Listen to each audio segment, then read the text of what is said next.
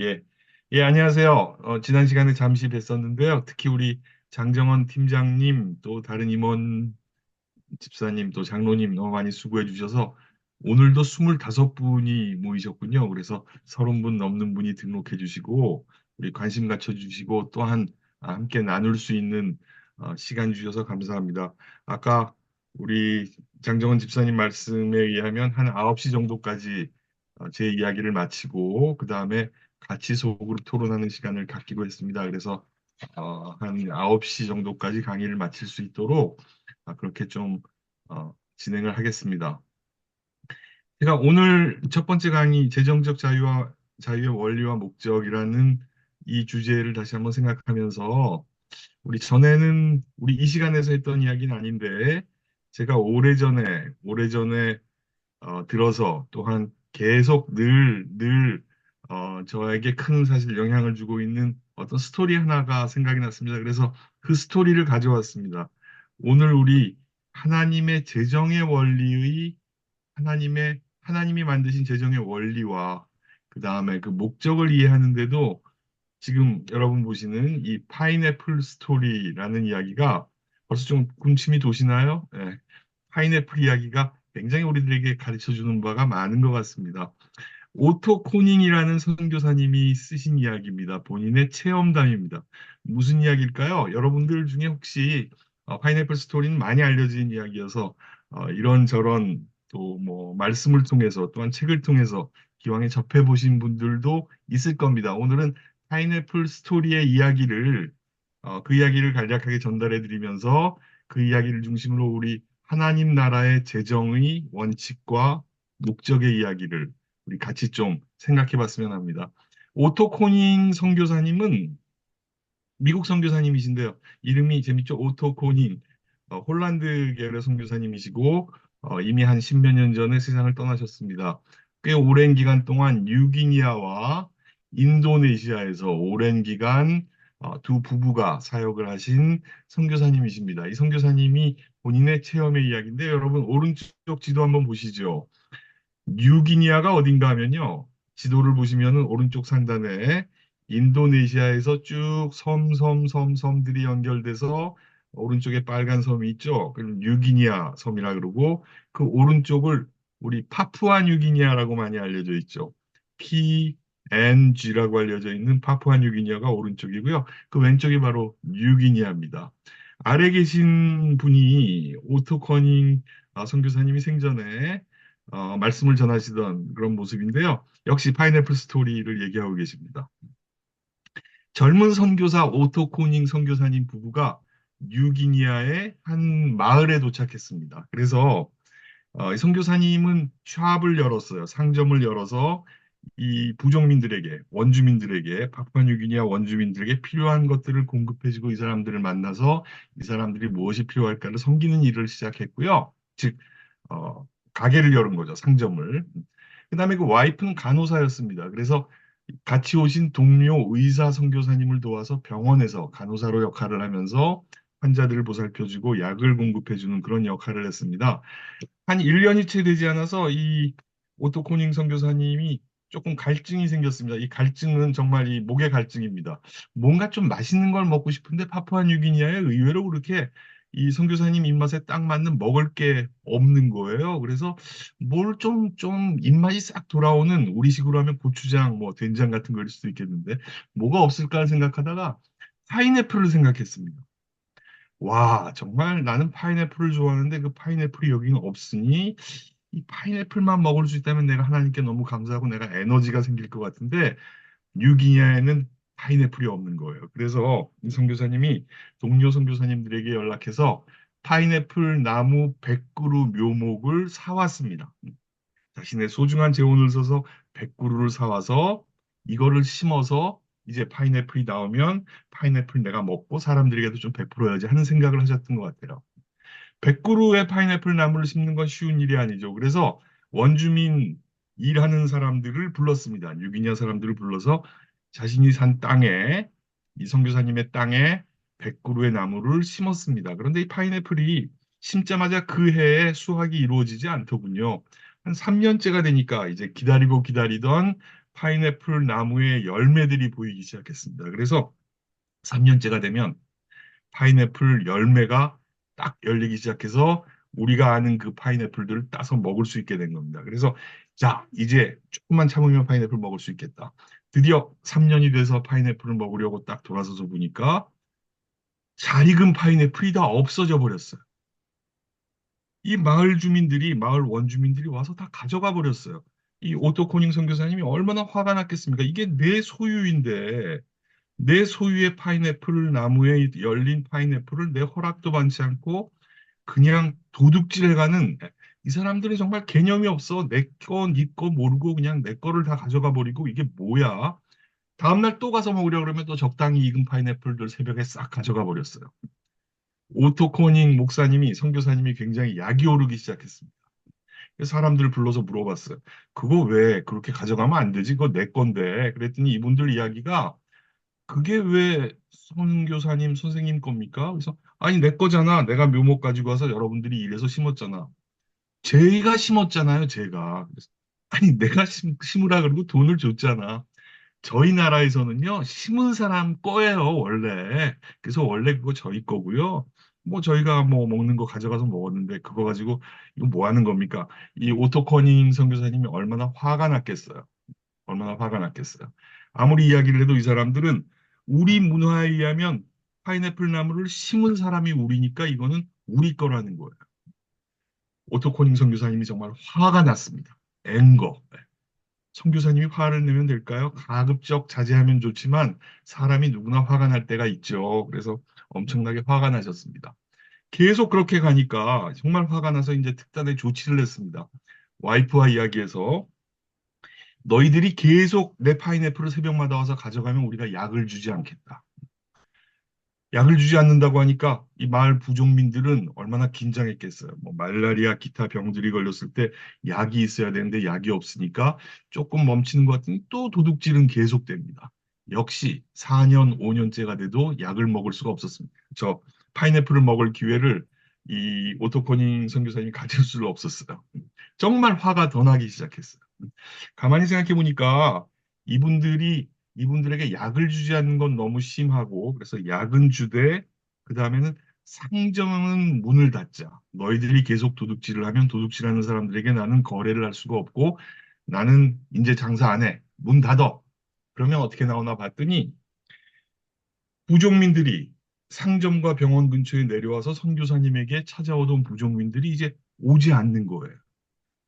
아쉬운 거는 오토코닝 선교사님만 아쉽게 됐습니다. 선교사님이 거기 계신 이유가 뭔가요? 이분들을 만나서 이분들의 말도 배우고 이분들의 문화도 배우고 성경을 번역하기도 하고 말씀을 같이 나누는 게 목적인데 사람들이 오지 않아요. 사람들이 오지 않아요. 그래서 다시 상점 문을 열었어요. 그랬더니 사람들은 다시 오기 시작하고 도둑질은 계속됩니다. 그 다음 세 번째 조치는요. 오토코닝 목사님이 야 상점을 닫을 수도 없고 병원을 닫을 수도 없으니 옆에 다른 선교사님께 부탁해가지고 아주 무서운 셰퍼드 큰 개를 한 마리 데리고 와서 큰 개를 풀어놨습니다. 큰 개를 풀어놨더니 사람 부족민들이 이제 겁을 먹고 훔쳐가는 게 덜해졌어요. 그렇지만 계속 셰퍼드가 없는 틈을 타서 계속 파인애플은 계속 도둑질해 갔습니다. 그런데 병원 의사 선생님이 얘기했습니다. 원주민들이 셰퍼드한테 물려서 오는 사람이 생기는데 당신 그렇게 하면 되겠습니까? 따라서 오토커닝 선교사님이 셰퍼드도 다시 처분해 버렸습니다. 파인애플은 먹지 못하고 큰 좌절에 쌓였습니다. 그러면서 혼자 생각했습니다. 내가 이 파인애플에 왜 이렇게 목숨을 걸지? 선교지에 내가 와 있는 목적이 내 소유의 파인애플을 먹고자 하는 거였나? 사실요, 여러분, 파인애플 먹고자 하면은 미국에 있으면 월마트 가서 사 먹으면 됩니다. 좋은 파인애플 많습니다. 예. 선교지까지 와서 파인애플 때문에 그 소유권 때문에 부족민들과 의가 상한 자신의 모습을 보고 굉장히 한탄스러웠습니다. 안식년을 떠났습니다. 1년 동안 있으면서 파인애플 많이 드셨겠죠? 어떤 깨달음을 얻으셨어요? 하나님께서 직접 오토커닝 선교사님에게 말씀드렸습니다. 귀중한 6년을 뉴기니아에 있으면서 주민들과 잘 사귀고 주민들에게 덕을 베풀지 못하고 파인애플 때문에 분란만 일으켰구나. 그 파인애플이 네 거니? 오토코닝 선교사가 생각해 봤습니다. 그 파인애플 내 거죠. 제가 샀으니까. 제 땅을 사서, 제 파인애플 묘목을 사서, 제가 일삭을 줘서 일꾼들에게 심게 했으니 그건 내 거고, 내가 베풀 수 있지만 저 사람들이 그걸 도둑질하는 건 안 되지 않습니까? 하나님? 하나님의 답은 그 이야기가 아니었습니다. 그 파인애플 나무는 오토커닝 당신 게 아니고 내 거다. 하나님의 것이다. 좀 착각한 거 아니니? 오토커닝 선교사님, 당신의 거라고 생각하지만 그건 내가 허락해 준 건데, 그거를 너는 너의 소유라고 생각하고 지역 주민 사람들과 이렇게 엄청난 불화를 일으켰구나. 오토커닝 선교사님이 땅을 탁 쳤습니다. 드디어 깨달음이 온 겁니다. 맞아. 내가 정말 파인애플을 계속 먹어야 되면 미국에서 월마트 가서 사 먹는 게 낫지. 이 뉴기니아 가가지고 하나님이 주신 파인애플을 내 거라고 생각해서 이 사람들에게 베풀지 못했구나. 1년이 지나서 다시 뉴기니아로 돌아갔습니다. 사람들을 모았습니다. 여러분, 지금 저 파인애플 나무들 있죠? 계속 여러분들 먹고 계셨죠? 앞으로 그거 훔쳐 드시지 마세요. 그냥 가져다 드세요.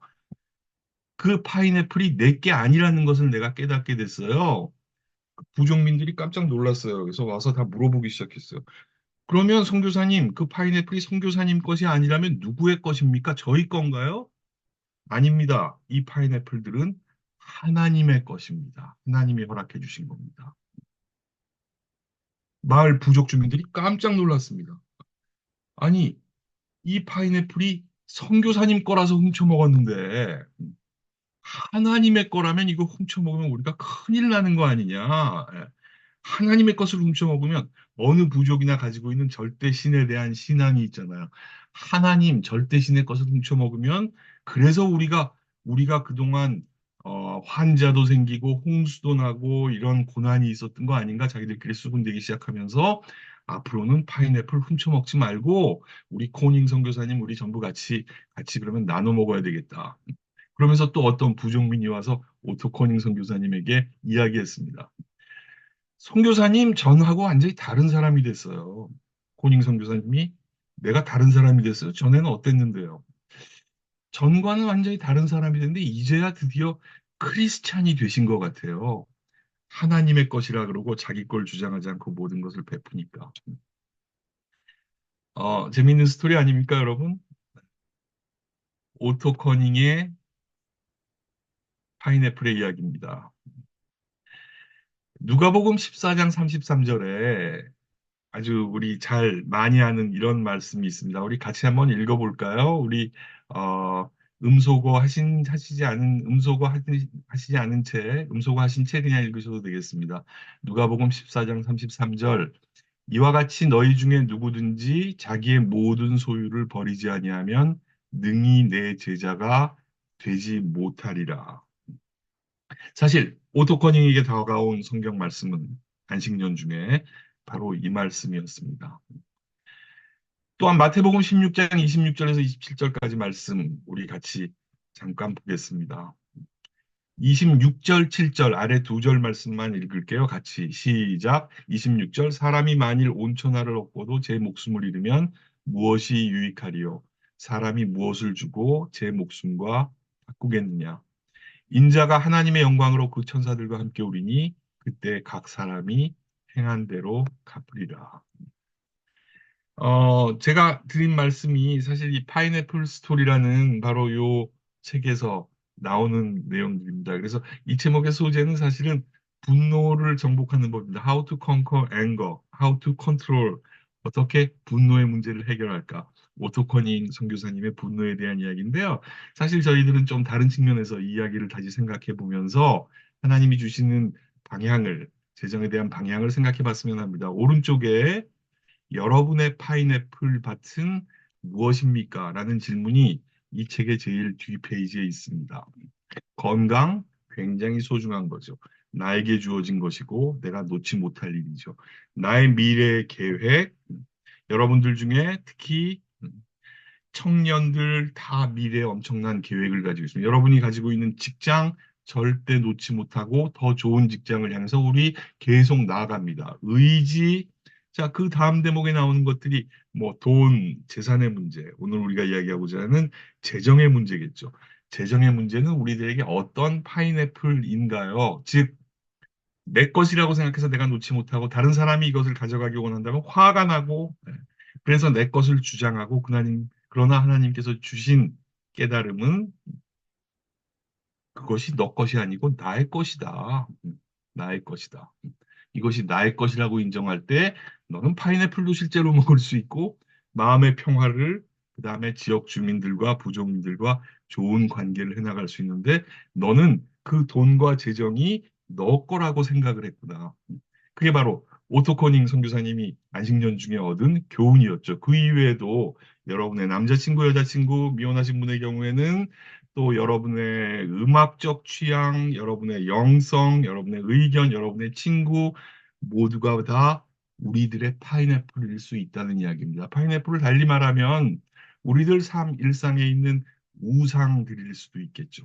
우리 오늘 이야기의 초점은 재정에 맞추어진 이야기니까 특히 우리들의 재산, 우리들의 재정, 돈의 문제가 우리들에게 어떤 파인애플인가 하는 문제를 중심으로 우리 한번 이야기를 같이 좀 나누면서 생각해 봤으면 합니다.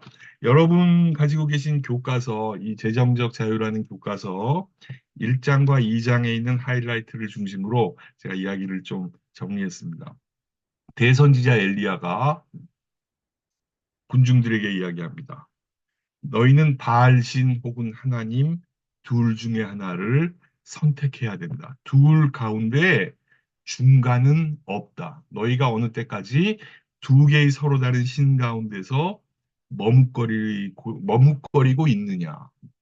하나님께서는 결국은 머뭇거리는 너희들을 위해서 자신의 권능을 친히 보여주실 것이다. 라는 이야기가 바로 재정적 자유 문제와 관련해서 굉장히 강력하게 우리들에게 드리는 열왕기상에 나오는 대선지사 엘리야의 이야기의 교훈입니다. 우리가 하나님이 주신 재정, 이 문제를 살펴보기 위해서는 세 가지 측면에서 재정적 자유 이야기를 살펴봐야 될 것 같습니다. 첫 번째는 사실 가운데 있는 두 번째부터 먼저 이야기하는 게 조금 편할 것 같아요. 받기입니다. 우리에게 주어진 재정은 어디에서 오는 것이냐? 그게 하나님 나라의 재정의 원리와 세상의 재정의 원리는 어떻게 다를까? 두 번째, 왼쪽으로 가시죠. 기회라고 되어 있지만 이 기회는 바로 우리가 재정을 쓰는 원리입니다. 우리가 돈을 쓰는 원리는 하나님 나라의 원리와 세상의 원리 두 개가 서로 다른데 그건 어떤 내용들일까? 세 번째는 관리학입니다. 그 중간에 하나님, 하나님 허용해 주신 재정을 가지고 우리가 쓰는데 중간에 어떻게 그것을 관리해야 될 것인가? 역시 하나님 나라의 원리는 무엇이고 세상의 원리는 무엇인가? 대선지자 엘리야가 분명히 얘기해 준 것과 같이 하나님 나라의 원리와 세상의 원리는 마치 바알신의 원리와 유일신 하나님의 원리와 같이 두 개는 첨예하게 대립되는 것인데 너희는 둘 중에 무엇을 선택할 것이냐? 그 사이에서 어떻게 머뭇거리느냐? 하나님은 여러분이 하나님을 택할 때 자신의 권능을 보여주실 것이다. 우리 여러분이 가지고 계신 교재에는 주로 1장에서 다뤄지고 있는 내용인데요. 재정적 자유의 원리. 한 세 가지로 간결하게 이미 우리 교재에서도 정리해줬지만 저도 또 이렇게 좀 정리를 하려고 합니다. 첫 번째 원리는 재정은 하나님이 주시는 것입니다. 파인애플은 하나님이 주신 것이었지 파인애플을 오토코닝 선교사님이 옆에 있는 선교사님에게 가서 100그루를 사서 심었지만 그것은 하나님이 허락해 주신 것이라는 이야기. 두 번째 원리는 재정은 하나님께 드리는 것입니다.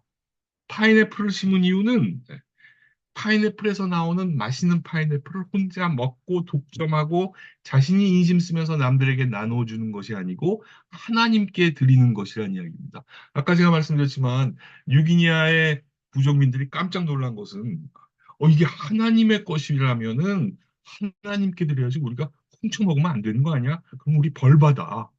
이런 생각을 한 거죠.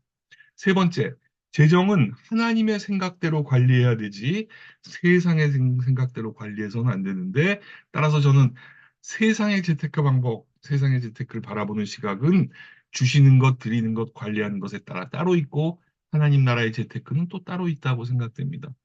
먼저 주시는 것, 세상의 재테크에서 우리가 어떤 재정의 풍성함을 누릴 때 우리는 내가 능력이 있어서 내가 연봉을 이만큼 받고 내가 능력이 있어서 어떤 판단을 잘해서 비즈니스에 성공을 했고 따라서 나는 나의 능력에 따라 보상을 받은 거야. 혹은 나는 운이 좋아서 어떤 보상을 받은 거야 라고 생각하는 것이 세상의 재테크의 원리입니다.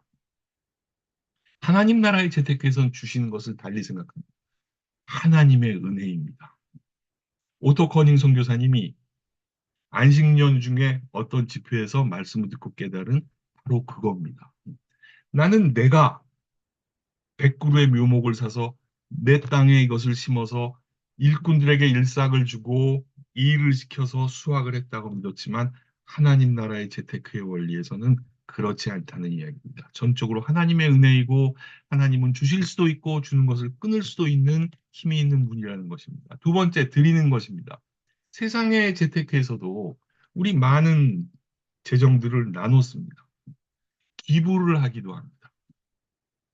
사회복지 정책도 사실 따지고 보면 돈을 조금 더 많이 번 사람들이 세금 낸 그 세금으로 조금 어려운 사람들과 같이 나누는 거죠.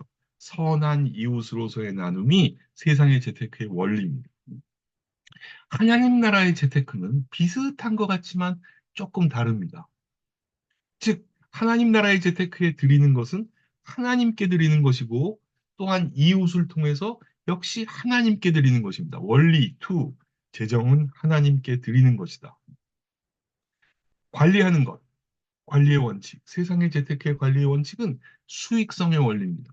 이 돈을 어디다 투자를 했을 때, 이 아파트를 어느 시점에 영끌해서 샀을 때의 수익성, 이게 바로 잘하는 관리의 문제이고, 이 잘하는 세상적 재테크의 관리의 노하우는 우리 클래스에서 하나님 나라의 재정에서는 다루지 않으려고 합니다. 그 이유는 유튜브에 가면 또 기타 블로그에 가면 좋은 강의 들으시면 교보문고 가서 재테크 방법론 책 사보시면 얼마든지 있잖아요. 주식, 증권, 부동산, 네. 세상의 재테크는 수익성의 원리이고 그것은 바로 하나님이 허락해 주신 재원을 관리하는 세상의 원리입니다. 하나님 나라의 재테크에는 다른 원리가 적용돼야 됩니다. 하나님 나라의 재테크가 수익성을 배제하는 건 아닙니다.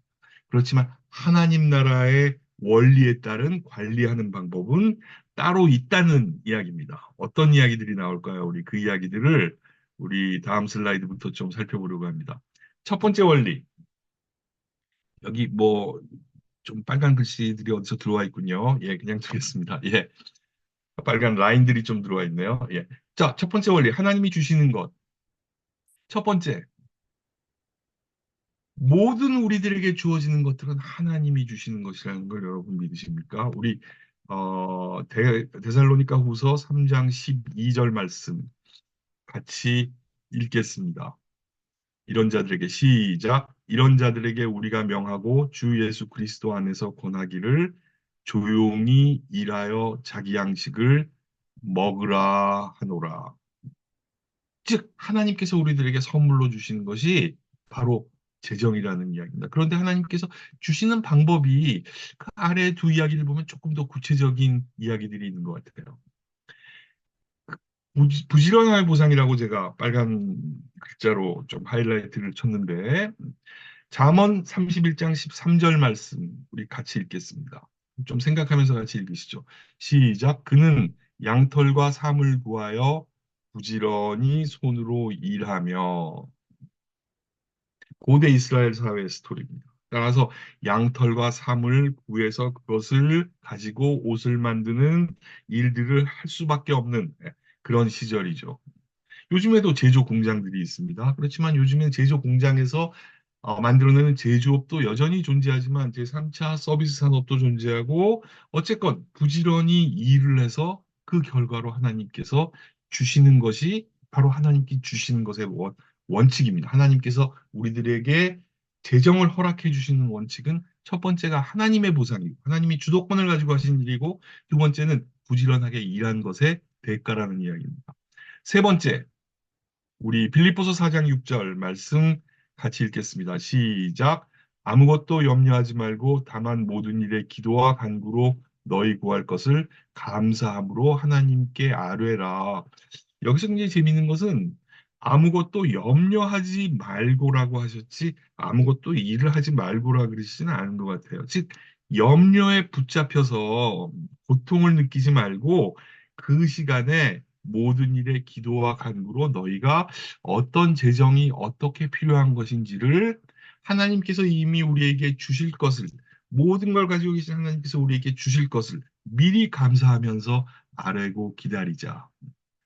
하나님이 우리에게 재정을 허락하시는 첫 번째 원리는 다시 요약하면 하나님이 주시는 것이고 하나님이 주체이십니다. 우리가 만드는 게 아닙니다. 두 번째는 부지런히 일해서 받는 대가이고 또한 기도의 보상입니다. 자, 두 번째 원리 살펴봐야 될 게 뭔지 여러분 기억하시나요? 두 번째 원리는 이제 하나님께 드리는 겁니다. 받고 두 번째는 드리는 거예요. 말라기 3장 10절 말씀 우리 같이 읽겠습니다. 우리 많이 알려진 말씀이죠. 시작. 만군의 여호와가 이르노라 너희가 온전한 11조를 창고에 들여 나의 집에 양식이 있게 하고 그것으로 나를 시험하여 내가 하늘 문을 열고 너희에게 복을 쌓을 것이 없도록 붙지 아니하나 보라.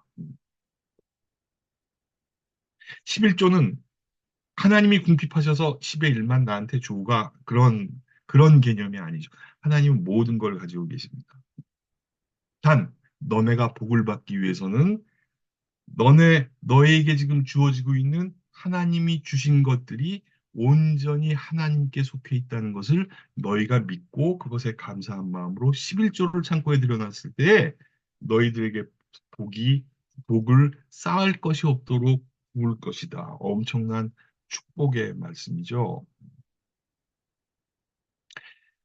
저는 꽤 오랫동안 11조를 해왔습니다. 굉장히 감사한 것은 저보다 11조에 대해서 더 철저하게 배워서 체화하고 있는 오늘 이 자리에는 없지만 저희 집사람이 있어 사실 가능합니다. 이 남자들이 이런 재정적인 면에 아주 디테일한 거에 그렇게 약하지요, 좀. 그런데 저희 집사람은 다른 건 모르겠지만 재정 측면에서 11조 있어서는 아주 확실합니다. 그래서 11조를 전부 재수입과 뭐 재수입에서 11조를 다 내려면 어떻게 해야 되겠습니까? 재수입이 모두 아주 정직하게 와이프에게 노출돼야 되겠죠. 그래야 11조가 가능하겠죠. 네, 그래서 저희 집사람이 이 점에 있어서는 저의 비서 역할을 충실하게 해줍니다. 즉, 11조는 하나님께 드리는 첫 번째 출발점입니다. 자, 두 번째는 하나님께 드리는 것이 아닌 이웃에게 나누는 것인데 우리 잠언 19장 17절 같이 한번 보시죠. 시작. 가난한 자를 불쌍히 여기는 것은 여호와께 구워드리는 것이니 그의 선행을 그에게 갚아 주시니라. 한국말 성경에 뭐 구워드리는 것이니라고 되어 있지만 하나님께 응당해드리는 것이니 응당 하나님께 돌려드리는 것이니 그것을 통해서 하나님이 하시는 착한 일을 통해서 사람들에게 혜택이 가도록 만들어주는 것이 바로 구제의 의미입니다. 구제와 비슷한 맥락이지만 로마서 22장 13절 말씀 우리 같이 한번 또 읽겠습니다. 시작. 성도들의 쓸 것을 공급하여 손 대접하기를 힘쓰라. 성도들 간의 나눔을 위해서 여러분이 재원을 하나님께 드리는 것과 똑같이 드려야 된다. 즉 하나님께 드리는 것은 하나님께 드리는 것과 또한 어, 하나님 안에서 한 공동체에서 서로 믿는 자들과 특히 가난한 자와 성도에 쓸 것들을 나누는 것까지를 다 포함합니다. 첫 번째 하나님께서 주시는 것, 두 번째 하나님께 드리는 것. 자, 세 번째 원리는 뭐였죠? 뭐에 대해 생각해 봐야 될까요? 즉, 하나님 생각대로 관리하는 것은 무엇일까? 특히 하나님 나라의 재테크의 관점에서 우리 주로 이 이야기들을 다음 시간부터 우리 집사님 또 장로님 우리 돌아가면서 다양한 측면에서 이야기를 주로 많이 나눌 내용들이 이 이야기인 것 같습니다. 잠언 20장 14절 말씀 우리 같이 읽겠습니다. 시작. 물건을 사는 자가 좋지 못하다 하다가 돌아간 후에는 자랑하느니라. 여러분, 이런 체험 많으시지 않아요? 예, 즉 시장에 가서 이게 그렇게 가치 있나? 좀 비싸네. 참네. 그래 나 오늘 안 사요. 내일 다시 생각해보고 그 다음에 그것을 사가지고 간 다음에는 잘 샀다. 결국은 우리가 하나님이 허락해 주신 재원을 관리할 때 좀 신중하게 할 필요가 있다. 생각하면서 살자는 이야기예요. 예. 요즘에 쿠팡을 통해서 또 해외 직구를 통해서 온라인 쇼핑 하다 보면 이런 유혹에 넘어가기가 쉽습니다. 어쩌면 그렇게 이쁘게 포장을 해서 이쁘게 보이고 실제로 받아보면 그게 아닌데 반품도 됩니다. 뭐 가격도 좋습니다. 그래서 우리 유혹이 많지요. 너무 쉽게 돈을 쓸 수 있는 시대입니다. 자동 결제로 착착 넘어가고 반품하면 또 바로 이 돈도 다시 반환되어 들어오고 이럴 때일수록 우리가 필요한 것은 좀 굉장히 신중함인 것 같아요. 어떤 의미에서는 굉장히 주의가 필요하고 얼러트니스, 경계심이 필요하고 실제로 하나님이 허락해 주신 재정을 잘 관리하는 것이 우리의 역할일 때 잠언 20장에서 말씀해 주신 그야말로 잠언은 그야말로 큰 교훈인 것 같습니다. 두 번째, 잠언 31장 말씀 한번 같이 읽겠습니다. 중간에 시작. 밭을 살펴보고 사며 자기의 손으로 번 것을 가지고 포도원을 일구며 저는 그냥 자기 재정이라고 아주 단순하게 제목을 붙였는데요. 빚의 문제, 빚, 데트, 빚. 그다음에 은행에서 금융권에서 대출, 할부, 부동산 사기 위해서 하는 영끌, 기타 등등 재정을 동원할 수 있는 방법과 관련해서 하나님의 생각대로 관리하는 것은 그게 아닐 수 있다는 이야기를 아주 분명히 해주고 있습니다. 자기의 손으로 번 것을 가지고 포도원을 일구는. 저는 이제 결혼하고 오늘 올해가 31년째입니다. 어느 순간 우리 집사람하고 저하고 같이 합치한 점은 어, 아주 편리하게 금융기관에서 신용카드를 주는데 가만히 생각해보면 신용카드를 쓰는 것은 일종의 빚이야. 신용카드 필요합니다. 때에 따라서 외국 갈 때, 항공권을 끊을 때, 호텔 예약을 할 때, 기타 등등 신용카드가 필요하죠. 때에 따라서 어떤 물건을 할부로 샀을 때 더 혜택을 받기도 합니다. 네. 그런데 사실 따지고 보면 신용카드로 쓰면 그것은 바로 은행 통장에서 바로 나가지 않으니까 최대 50 며칠까지 우리가 지불을 유예할 수 있잖아요. 그런 장점이 있어서 우리가 신용카드를 사용하지만 사실 따지고 보면 일종의 빚이에요. 그래서 가능하면 꼭 신용카드를 써야 될 때가 아니라면 체크카드 쓰자. 그래서 저와 저희 집사람은 체크카드 많이 씁니다. 연말 정산할 때 보면 체크카드 사용량이 신용카드 사용량보다 많아요. 체크카드는 제가 오늘 뭐 5,500원 쓰면은 체크카드로 밖에서 쓰면 그게 바로 그 실시간에 나가잖아요. 눈에 딱 보이잖아요. 우리들한테 경고등이 들어오잖아요. 신용카드는 안 들어오잖아요. 최대 57일 이후에 들어오잖아요. 자, 가치를 살펴보고 자기의 손으로 번 것을 가지고 포도원을 읽으며 아주 소중한 교훈인 것 같습니다. 세 번째, 잠언 3장 28절 말씀인데 우리 같이 한번 또 읽어보죠. 시작. 내게 있거든 이웃에게 이르기를 갔다가 다시 오라 내일 주겠노라 하지 말며. 이건 주위 사람들에게 이제 베푸는 사례를 놓고 잠언 3장에서 말씀 주신 건데 베푸는 사례뿐 포함해서 하나님 생각대로 재정을 관리하는 원칙이 있었다면 그거 즉각 실행하지 미루지 마라. 역시 잠언의 말씀들은 굉장히 삶의 풍성한 교훈들을 저희들에게 주는 이야기들인 것 같아요.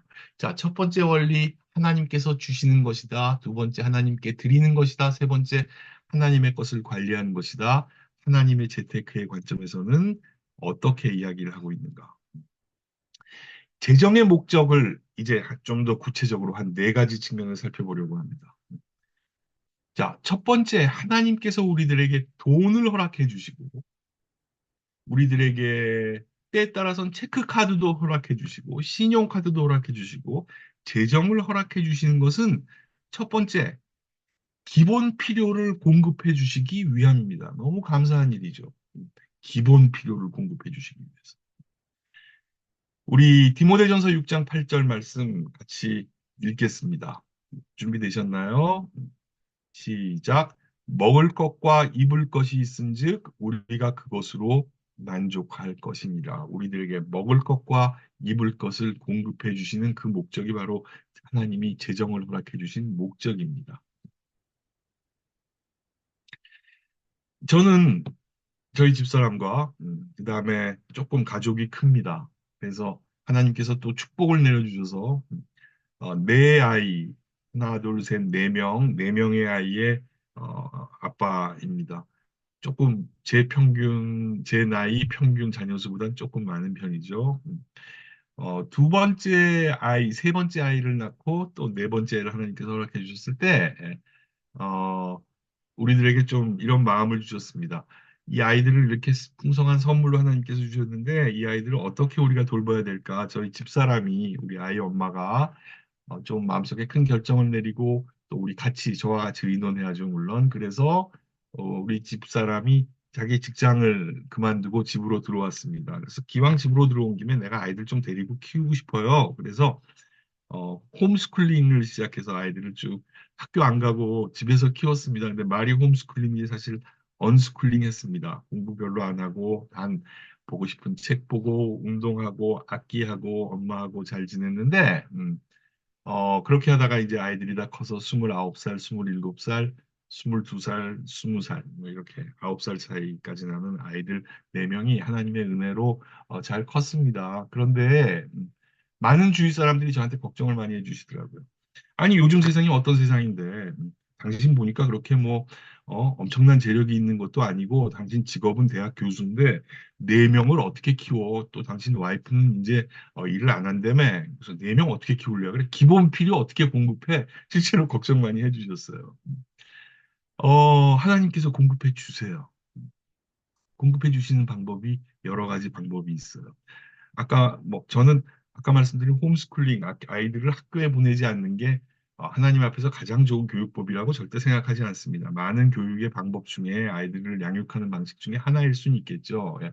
그래서 크리스찬 홈스쿨링을 시작하고 나 생각해 보니까 기왕 하나님의 뜻대로 하나님의 말씀대로 이렇게 키우는 것을 최고의 역점을 뒀는데 아이들 사교육을 왜 보내?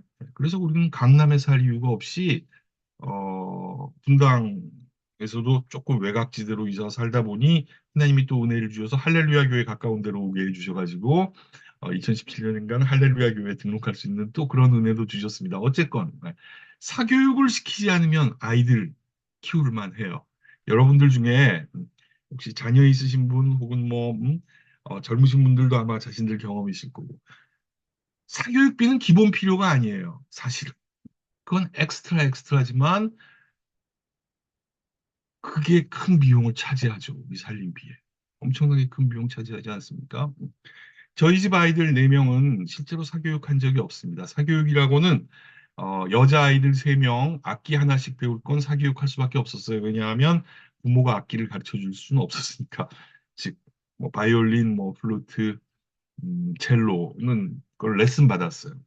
남자아이는 악기에 별로 큰 관심이 없어서 기타는 혼자 배웠고, 바둑을 둔다 그래서 바둑 사교육 좀 받았습니다만, 불과 1년 만에 아이가 바둑에 워낙 그 당시에 재능이 있어서 기원에서 장학금 받아가면서 남들하고 바둑 떠주면서 돈 벌어오기도 했었습니다. 자, 어쨌건 하나님이 공급해 주시는 그 기본 필요가 우리가 생각하기 나름에는 2025년의 한국 사회에서도 얼마든지 기본 필요의 공급에 감사한 마음으로 그 정도를 하나님께서 제공해 주시고 여러분, 그건 뭐 작은 증언입니다. 작은 저 자신의 간증이기도 한데요. 큰 빚 지지 않고 아이들 다 키워서 큰 아이들 둘은 다 직장 다니고 있고 밑에 아이들도 다 공부하고 있습니다. 즉, 우리가 이거는 사실은 재정의 목적, 기본 필요의 공급, 기본 필요 이상의 어떤 비용들이 만들어진다면 감당할 수가 없지만 하나님께서는 네명의 자녀를 주면 네명의 자녀를 준 대로 기본 필요를 공급해 주십니다. 여러분 아이 많이 가지십시오. 두 번째, 하나님께서는 방향을 확정해 주시기 위해서 재정을 활용하십니다. 시편 32편 7절 말씀 우리 같이 읽겠습니다. 방향을 생각하면서 한번 읽어보죠. 주 안에서 안식하고 끈기 있게 그분을 기다리라. 자기 앞에서 형통한 자나 사악한 꾀를 이루는 자로 인하여 초조해하지 말지어다. 여러분, 하나님은 재정을 통해서 어떤 때는 길을 막으시기도 하고 어떤 때는 길을 열어주기도 하십니다.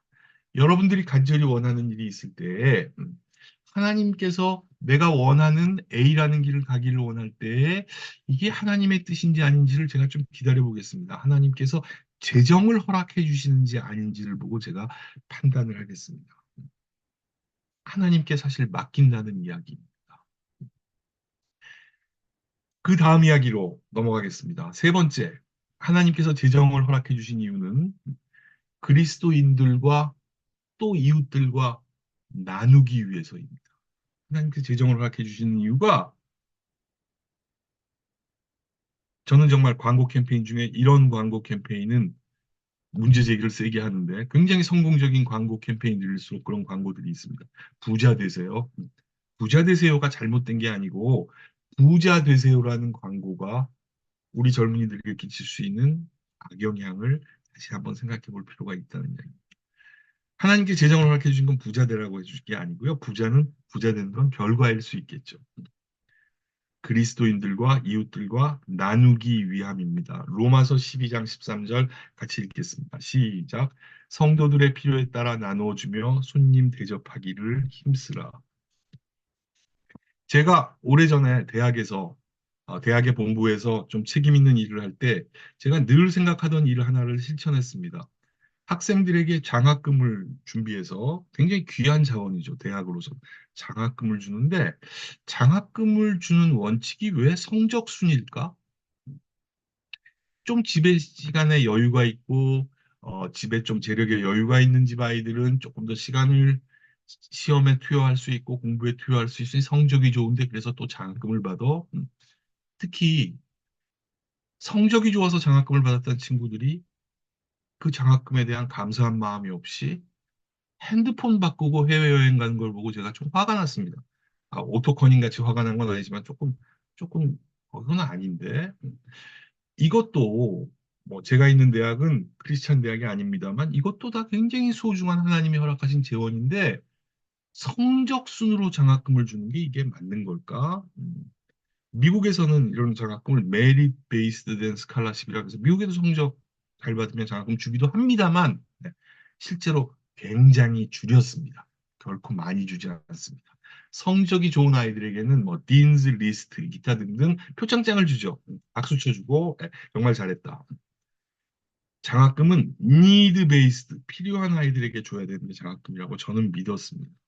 자, 그래서 총장님도 동의하시고 뭐 다 주위에서 학장님들 다 동의해 주셔서 그걸 실행하는 과정에서 엄청난 반대에 부딪혔어요.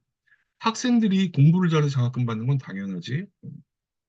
학생들이 공부 잘해서 받는 거를 그걸 뺏어서 필요한 애들에게 나눠줘. 이게 만든 거야. 저는 그게 장학금이 돼야 된다고 믿거든요. 지금도 그렇게 생각됩니다. 그래서 정말 필요한 아이들이 어, 정말 공부를 위해서 돈을 벌어야 되는 시간을 아껴서 더 공부를 할 수 있도록 그렇게 나누는 것이 그게 진정한 나눔의 정신이라고 저는 생각하는데 특히 성적으로 장학금을 받아 버릇한 학생들은 굉장히 이게 뭐야? 심지어는 교수님들도 되게 교수님들이 딴 건 몰라도 공부는 잘했잖아요 옛날에. 그래서 나 때는 안 그랬는데 왜 이렇게 장학금 제도를 바꾸지? 자, 어쨌건 하나님께서 우리들에게 대학이건 교회이건 개인에게건 재정을 허락해 주신 이유는 나누기 위한 것이라는 겁니다. 마지막 네 번째, 하나님께서 재정을 허락해 주시는 이유는 하나님의 능력을 보여주시기 위함입니다. 아까 읽은 말라기 3장 10절 말씀 뒷부분만 우리 다시 한번 볼까요? 시작. 내가 하늘 문을 열고 너희에게 복을 쌓을 것이 없도록 붙지 아니하나 보라. 작년에 우리 할렐루야 교회에서 광주에 복지 공동체를 만들고 어떤 하우스 하나를 잘 만들어서 어려운 사람들을 돌보기 위한 그 준비를 할 때 저도 깜짝 놀랐습니다. 저도 이렇게 지켜보다 보니까 굉장히 많은 우리 성도님들이 설마 그게 가능할까 할 수 있을 정도의 큰 액수의 헌금을 해주셔서 그것으로 하나님의 능력을 보여주시고 광주에 혹은 인근에 있는 몸이 부자연스러운 우리들의 도움이 필요한 약자들에게 하나님의 능력을 보여주신 좋은 사례였다고 저는 여전히 기억합니다. 자, 다시 한번 정리하면 하나님께서 우리에게 재정을 허락해 주신 목적은 첫 번째, 기본 필요를 공급해 주시니 얼마나 감사합니까? 먹고 살게 해주시니. 방향을 확정하게 해주셔서 우리들이 어떤 결정을 어떻게 해야 될까를 결정해 주신다면 또한 감사한 일이죠.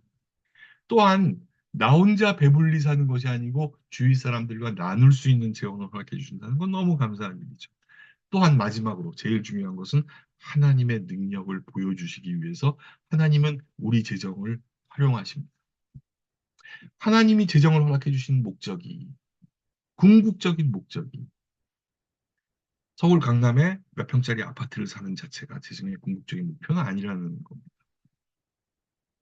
요즘 돈을 얼마 정도 현금을 계좌에 가지고 있어야 정말 상위 1%인지 0.5%인지 뭐 이런 기준도 좀 애매하긴 하지만 그 부를 가지고 있는 것이 재정의 목적이 아닐 수 있다는 겁니다. 세상의 재테크의 원리 존재합니다. 하나님의 재테크의 원리는 다른 관점에서 봐야 된다는 이야기입니다. 재정이 어려울 때가 많이 있다고 많이들 이야기하세요. 저도 대학이라는 조직에 있으면서 대학이 재정이 어려울 때를 겪어봤습니다. 또한 주위에서 뭐 대학원생이 또한 학생들이 혹은 주위에 있는 분들이 재정이 어렵다고 이야기를 할 때 어떻게 해야 될까? 국가도 재정의 어려움을 겪을 때가 있습니다. 저는 재정이 어려울 때 생각해야 되는 건 좀 비교적 심플하게 생각해야 된다고 생각합니다. 여러분들 중에도 재정의 어려움을 겪으시는 분들이 있겠죠. 비교적 심플하게 단순하게 실행 가능한 계획을 한번 생각해 볼 필요가 있는데 첫 번째는 재정이 어려워졌지만 계속해야 되는 일은 있습니다. 자, 재정이 어렵지만 계속해야 되는 일은 무엇일까를 메모를 한번 해보시죠. 두 번째, 이제 재정이 어려우니까 이제는 좀 넉넉하실 때는 하지만 이제는 좀 줄여야 되겠다 하는 일이 있다면은 그것을 또 한번 기록해 보시죠. 세 번째, 그럼에도 재정이 어렵지만 그럼에도 새로이 해야 될 일이 있다면 그건 또 해야 될 일입니다. 국가도 조직도 대학도 교회도 재정이 어렵다고 할 일을 하지 않아서는 안 됩니다. 또 하나님이 허락해 주신 새로운 일들을 우리는 찾아가야 될 겁니다. 단 하나님이 허락해 주시는 하나님의 나라의 재테크의 원리에 의해서 계속해야 하는 일, 이제 그만해야 하는 일, 새로이 해야 하는 일들을 우리가 다시 한번 정리를 해봐야 되겠다는 겁니다. 우리 이덕진 장로님 오늘 이 자리에 계신지 잘 모르겠지만 이덕진 장로님이 또 강의해 주실 때도 늘 많이 인용해 주시는 말씀이고 저도 많이 인용합니다. 특히 재정의 문제와 관련해서 중세 신학자였던 루퍼트 멜데니우스가 이야기하고 또 존 스토트 목사님도 이덕진 장로님도 많은 분들이 이야기한 이야기가 저는 굉장히 기억에 남고 오래 생각할 일들인 것 같습니다. Unity in Essentials, 즉 본질적인 것에 있어서는 양보하지 않는 일치가 있어야 되고 그야말로 이건 진리의 문제입니다. 본질적인 게 뭘까요? 하나님 나라의 재테크와 관련해서. 재정은 하나님이 허락해 준 것이고 하나님의 은혜로 재정은 하나님께 돌려드리고 주위 사람들과 나누는 것이고 재정은 하나님의 원리에 의해서 운영돼야 된다는 원리와 목적은 이것은 바뀔 수 없는 본질이라고 저는 생각합니다. 두 번째, 비본질적인 것에 있어서는 좀 자유함을 가져도 될 것 같습니다. 누군가는 10의 1조를 한대지만 누군가는 10의 2조를 한다는데 저는 어떻게 해야 됩니까? 본질적인 것에 있어서 진리를 지키는 그런 정확한 문제의식이 있다면 비본질적인 것에 있어서는 우리 좀 자유함을 가져도 될 것 같다는 게 제 생각입니다. 그러나 본질적인 것은 양보할 수가 없죠. 세 번째, and charity in all things. 그 밖에 모든 것에 있어서는 사랑이 필요하다. 루퍼트 멜데니우스의 이야기는 꼭 재정의 활용뿐만이 아니고 주위 사람들과의 관계, 어떤 정치적으로 의견이 다른 것에 대한 일치의 문제, 또 당시 중세에서는 귀족과 교회의 갈등의 문제, 여러 가지 문제를 놓고 한 얘기입니다만 특히 재정의 문제를 놓고도 우리가 잘 생각해 봐야 될 주제인 것 같습니다. 하나님 나라의 재테크는 바로 본질일 겁니다. 거기에서는 일치된 진리의 생각이 있을 거고, 비본질적인 거 아마도 이런 걸 겁니다. 주식 투자의 문제, 부동산 투자의 문제, 아주 실제적인 재정의 문제들, 주식 투자 자체가 나중에 우리 다른 집사님께서 재미있게 우리 또 심도 깊게 다뤄주시겠지만 주식 투자 자체가 문제인 게 아니고 단기 주식 투자로 인한 수익과 이 손해의 엄청난 커브를 그리는 이 와중에서 우리의 마음을 거기 완전히 뺏기어서 다른 거 다 잊어버리고 중요한 일을 보고 있으면서도 계속 체크를 해야 되는 완전히 우리의 눈과 마음과 모든 것을 여러분이 투자한 그 액수에 그게 코인 투자가 됐건 주식 투자가 됐건 부동산 투자 다 빼앗긴다면 그건 하나님께서 원하시지 않는 일일 겁니다. 즉 본질적인 것과 비본질적인 것의 구별을 우리가 잘 할 필요가 있는 것 같습니다. 그 밖의 모든 것에는 하나님께서 우리에게 주신 무한한 사랑의 은혜로 우리가 어, 세상의 문제들을 하나하나 해결해 나가야 될 것 같다는 생각입니다. 오토 커닝 선교사님도 아까 서두에 말한 결국은 파인애플을 먹기 위해서 내가 선교지에 있었나? 그게 아니잖아. 파인애플도 하나님이 허락해 주신 건데 본질적인 것을 잠깐 잊어버리고 비본질적인 영역에서 내가 내 돈 주고 사와가지고 내 땅에다 심어서 내 돈 줘가지고 일삭 줘가지고 파인애플 심었는데 이걸 훔쳐가 나쁜 놈들 뭐 이렇게 되고 나니까 그렇게 되고 나니까 선교사님으로서 은혜도 되지 못하고 하나님 나라의 재정의 원리가 제대로 흘러가지 못하게 한 뭐 그런 상황들이 만들어졌을 겁니다. 그래서 아마도 비본질적인 것에는 자유를 급할 것에는 사랑을 다 필요하지만 역시 본질적인 재정을 허락해 주시고 파인애플 나무를 허락해 주신 것도 바로 하나님이다. 오토커닝 선교사님의 깨달음 기도했습니다. 오늘 우리 나눔과 토론 시간에는요, 한 10분 늦었습니다. 죄송합니다. 자, 오늘 제가 오토커닝 선교사님의 파인애플 이야기를 했습니다. 파인애플 스토리. 여러분의 파인애플은 무엇인가요? 여러분의 파인애플은 하나님이 주신 선물인가요? 여러분의 파인애플은 여러분의 파인애플인가요? 하나님의 파인애플인가요? 여러분의 다양한 사례들을 가지고 우리 나누면 좋을 것 같고요. 또한 여러분 자신에게 또한 저 자신에게도 물어보는 시간이 되었으면 합니다. 나는 정말 하나님이 주신 재정의 자유를 누리고 있을까? 그러고 있지 않다면 무엇이 나를 막고 있을까? 그것이 혹시 나의 파인애플은 아닐까? 같이 귀한 나눔과 토론의 시간이 되었으면 합니다. 이상 제 말씀 마치겠습니다. 경청해 주셔서 감사합니다.